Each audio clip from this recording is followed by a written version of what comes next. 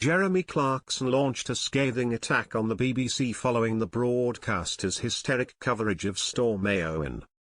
Jeremy Clarkson hit out at the BBC over the broadcaster's hysteric coverage of Storm Éowyn.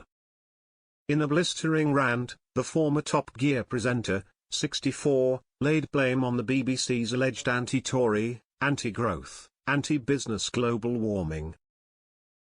Last week, dozens of flood warnings and alerts were issued across the UK as the storm approached, with almost 5 million Britons receiving a danger-to-life warning on their phone.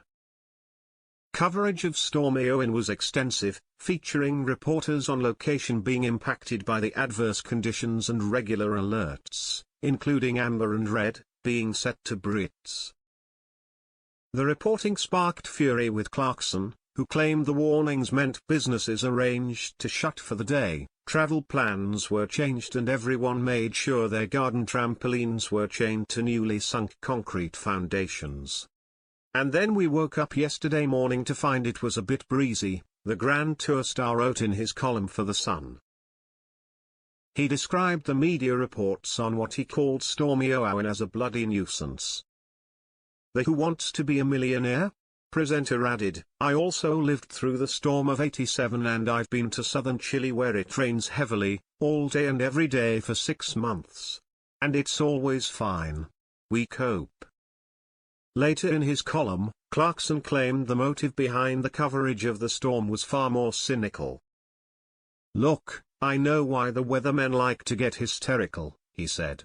"It means they are elevated from a slot at the end of a news bulletin into the bulletin itself, and this makes their mums and dads very proud."